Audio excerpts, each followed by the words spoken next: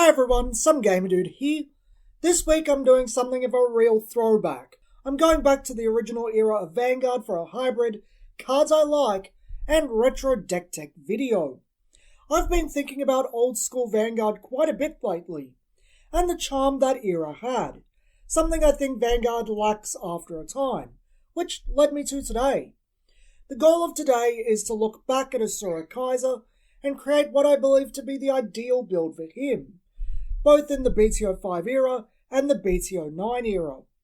We of course start with Asura Kaiser, an 11,000 grade 3 Nova Grappler unit with the ability to restand a rearguard if you check a grade 3 during drive check.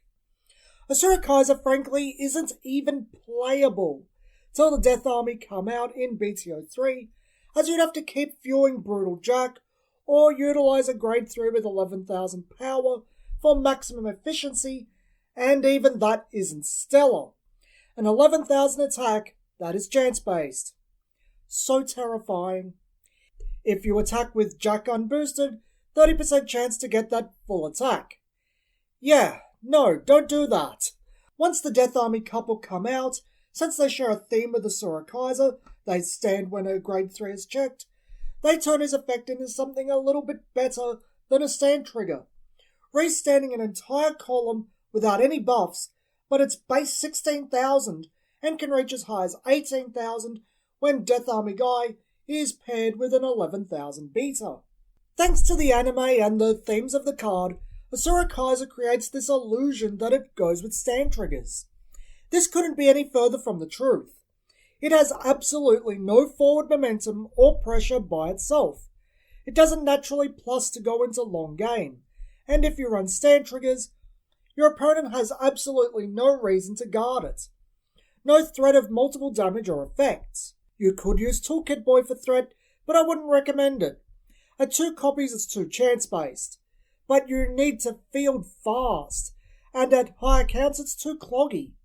If this was Zero's Toolkit Boy, I'd run 3, but that's not what we have.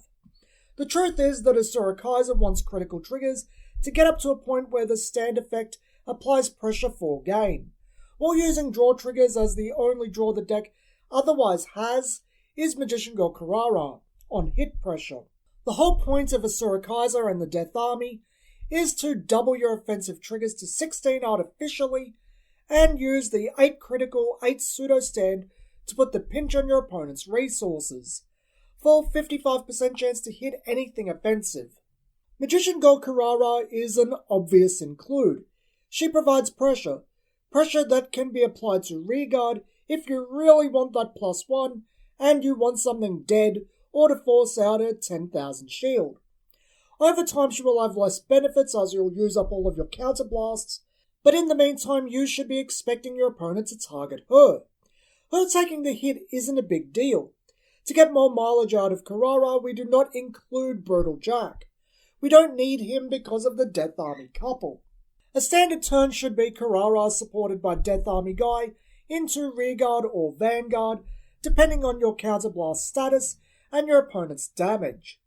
Asura Kaiser for Vanguard, then play by ear from there. You want to apply pressure depending on your opponent's damage value. This is the core of the deck and its core strategy.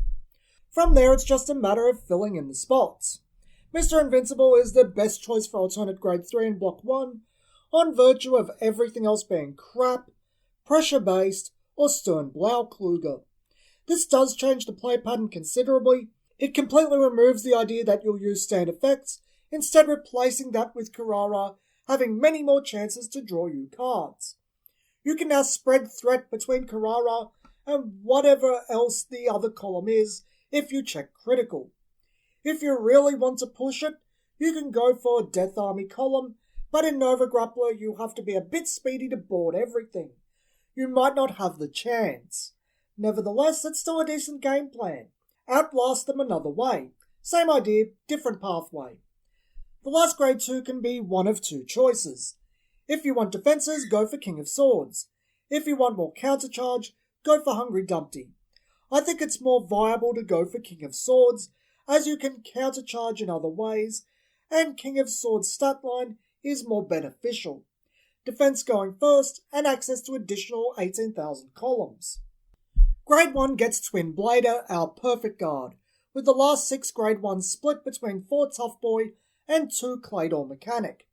Claydor Mechanic gets more important with the Block 2 build, but here it just serves some general applications if we're a bit sluggish assembling a board and Carrara got set off. Tough Boy just helps hit 18,000 with a Grade 3 or King of Sword. Starter can be anything you like bar Battle Razor. You're playing Nova Grappler in Block 1, you literally have no options. You can go with Cat Butler to be cute, but I kind of like Blau Younger. On Game 1, you'll trick your opponent into thinking you're running Blaukluger and misriding. Bonus points if you sell it. On Blau Younger, the rather interesting thing is that there is a good argument for using Stern Blaukluger and Asura Kaiser in the same deck. As we've established, Asura Kaiser likes critical triggers. So does Stern Blaukluger. Most of Asura's deck is just filling space because of the rather mediocre choices in Nova Grappler at the time, space that can be filled with Stern Blaukluger's components. You can use that Death Army column if you like. I think it just turns the deck from an Asura Kaiser deck with a Mr. Invincible contingency plan to a Stern Blaukluger deck with an Asura Kaiser contingency plan. It's likely the better choice by the end of Block 1, but it runs counter to what I'm trying to achieve today. Nevertheless, here's a list. When you get over to Block 2, the Limit Break era, the rather surprising thing is just how little the deck changes. But before that, let's talk about Beast Deity Azure Dragon. Common consensus of the time is that you want to pair Asura Kaiser with Azure Dragon because... in retrospect, I'm not sure. It's triple rare with 11,000 power. Azure Dragon as Vanguard has on Vanguard hit Persona Pitch to stand to rearguard. We're spending a lot of effort in drawing cards to go for the long game, so Asura Kaiser can do his job. Pitching cards is antithetical to that. You're giving up card advantage, and it's not even for a game-winning move. It's momentum to that finisher. Besides that, chances are Azure Dragon only hits once, and all you're getting is one column standing. This is not the whole picture of Azure Dragon as we get into the final parts of Block 2. Beast Deity Golden Anglet becomes a 12,000 beta by itself when it stands, and via cards like Blank Marsh and White Tiger, we can give our Vanguard threat to restand Anglet or reguard Azure Dragons if we rode Asura Kaiser. It's just that if we go down that path, you end up hitting an RRV attack pattern and stand triggers. It has its place, but I think it's better suited to a dedicated Beast Deity build, not mixing with Asura Kaiser. I don't believe Azure Dragon is a good choice for the deck. Mr. Invincible still has more to offer due to his synergy with Carrara playing into the long game. While easier said than done, you can replicate Asura Kaiser with the Death Army couple, chance-based or not. If you can't ride Asura Kaiser, a field of Carrara, Death Army, and Mr. Invincible is a pretty good field for its day. Attack with the Death Army, go with Mr. Invincible, then play with what you check. Honestly, the only changes I can think to make is the starter and, depending on your choice, your Grade 1 lineup. If you just want a 5,000 booster for your Asura Kaiser, something you'll likely have to replace if you ride Mr. Invincible, or if your opponent cross-rides, Beast Deity White Tiger. It provides nothing but card advantage because we aren't running Beast Deities, but card advantage is something the deck is aiming for. The other option is Transmigrating Evolution Mario, the Grade 3 Searcher. You won't always need it because it runs counter to Asura Kaiser. I think there might be times where you just have to hard call over it. But if you go for Mario, go for a 3-3 split on Claydor Mechanic and Tough Boy to help Carrara get 2 shots in. A +2 at this time is really good. Today was an exercise in the power of hindsight, taking an understanding of the cards years later and building with that, instead of being influenced by personal choices or media influences. Something that's sound and functional with clear strategy. I wouldn't say Nova Grappler is some super awesome overlooked gem. It's walled by cross rides and needs to force itself into the long game to get the most out of its effects. But it's more capable than it's given credit for, just not with stands. I love stands to bits, but Nova Grappler largely wasn't the place nor the time for stand triggers. I rather enjoyed making this video.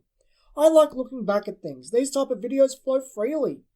I might do this type of video again, and I hope you enjoyed it. This has been Some Gamer Dude, and thanks for watching.